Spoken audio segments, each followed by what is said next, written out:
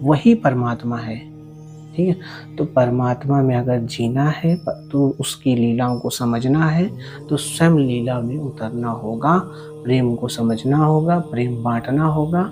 बिना प्रेम के कुछ भी संभव नहीं है, उसको नहीं पाया जाता। अगर आपको भक्ति रस में रस आता है, आपको भक्ति करनी है तो अपने माता-पिता की करिए, अपने बच्चों के प्रति प्रेम भाव रखिए, ठीक है? आप रमिए उसको, देखिए उस रूप को कि हाँ, जो आप काल्पनिक कल्पना में जी रहे हो, वो साक्षात रूप में है, बस हम देख नहीं पा रहे हैं नज़र उठा के।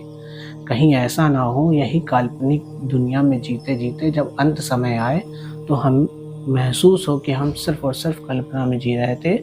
जब मौजूदा स्थिति में जो हमारा सहारा बनते हैं अंत समय, हम उनको तब देख पाते हैं कि अरे! यही तो सब रूप है जो हमें मुक्ति द्वार तक ले आया। ठीक है?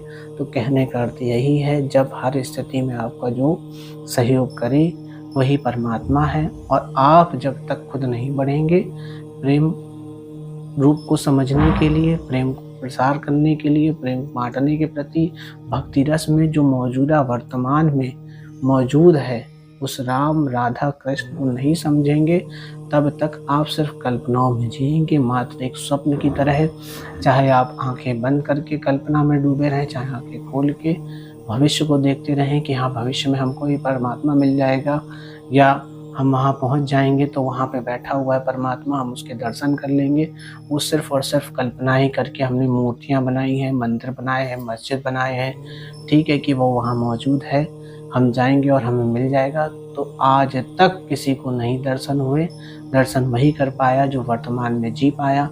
वर्तमान में जीना, वर्तमान में अपनी मौजूदगी का अनुभव करना ही परमात्मा में होना है।